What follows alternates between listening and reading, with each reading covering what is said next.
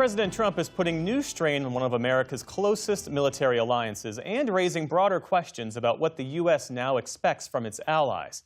The president has ordered the Pentagon to substantially scale back joint military exercises with South Korea, citing their cost, his relationship with North Korean leader Kim Jong-un, and Seoul's refusal to join the U.S. effort against Iran. Why are we doing it? So all I want is fairness. And South Korea, I get along with them very well, but we can't go around and protect all of these countries, especially when they're not there to help us. The annual drills are a cornerstone of the decades-old alliance, intended to prepare American and South Korean forces for a potential conflict with the nuclear-armed North. Mr. Trump's decision has prompted fresh questions in Seoul about America's reliability as a security partner. President Lee responded earlier today. A strong South Korea-U.S. alliance and strengthening our independent defense capabilities are mutually reinforcing. A strong alliance makes the foundation of security stronger, and strengthening our own capabilities increases our value and necessity as an ally. The dispute is the latest example of President Trump taking a more transactional approach to traditional alliances, pressing partners not just to spend more on their own defense, but to support U.S. priorities elsewhere in the world. For more, we're joined now by retired Rear Admiral Mark Montgomery. He's had a 32-year career in the U.S. Navy, served on the National Security Council staff, and later as policy director on staff of the Senate Armed Services Committee. He's now a senior fellow at the Foundation for Defense of Democracies. Thank you for being with us. Well, thank you for having me. President Trump linking military cooperation with South Korea to Seoul's decision not to support the war in Iran. How significant a shift is that in the way the U.S. manages alliances? This is really unusual. I mean, throughout my whole military career, and I think in general, the United States has always said one of our greatest strengths are our allies and partners. We should be leveraging them, not punishing them. And in this case, South Korea has a significant challenge to face in North Korea. North Korea is getting stronger and more powerful because of its relationship with Russia and its contributions to the Russian war effort in Ukraine. And, they have a greater threat to South Korea right now. So South Korea is really trapped on the peninsula, worried about North Korea. So I think it's very inappropriate for the president to try to transactionally place South Korea in extremis for their failure to support Iranian operations in Iran. Well, what's the through line here? Do you see an identifiable strategy, or is this policy being driven by the president's own relationships, grievances, preferences, and instincts? I would say yes, yes, yes, and yes. And what I mean is, he actually did this in 2019 as well. He believes he has this kind of personal relationship with with authoritarian leaders, and that he can somehow change them. Kim Jong-un is not going to give up his nuclear weapons. He's not going to, come to an agreement with South Korea.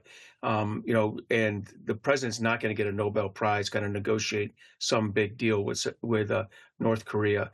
And what he's really doing is working with one of the members of the kind of axis of aggressors that's challenging the United States around the world, whether it's in China with Taiwan, or Russia and Ukraine and Eastern Europe, or North Korea and South Korea. So he's really trying to work with the other team and not with his allies and partners in South Korea and Japan. I want to return to this word transactional. How do you distinguish between effective burden sharing and an alliance becoming transactional? But first, let's be clear. The president was correct in his criticism of Europe and even Japan, Taiwan, Korea at some point. They were not spending enough on defense, particularly in Europe. They were down in the below 2% on average before he started to complain about it in 2017 and 2018. And they have changed, mostly because of Putin's invasion of Ukraine, but also because of their own investment. So he has achieved something there. But the problem is, not everything is this, can be viewed through the prism of you support me here, I'll support you there. And his attacks on, his threatening of Greenland, his disinvestment from Ukraine, they really send a strong signal that the United States is not a credible partner in Europe, for example.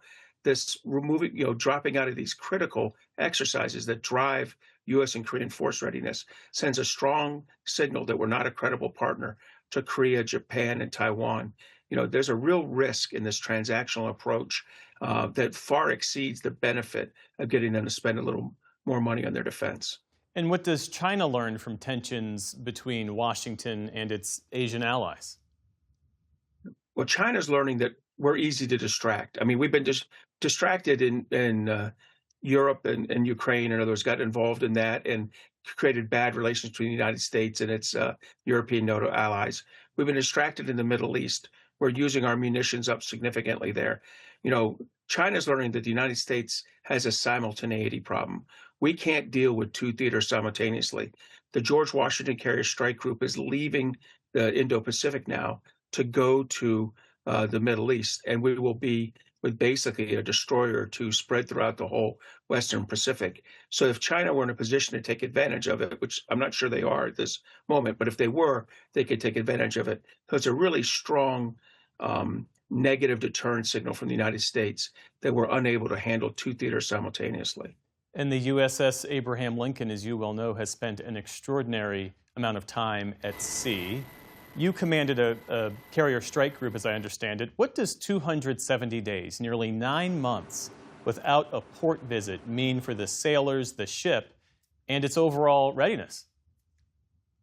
It's hard. I mean, I commanded a carrier strike group whose maximum deployment was about 4.5 months because we worked out of Japan. I've done deployments of 7 and 8 months in length. They're very hard. A 9-month deployment on the Lincoln is hard on the crew. It's also hard because they had 250 days between port visits, and that number will get larger, like you said, to about 270 days. That's unprecedented. And on top of it, they had no end date.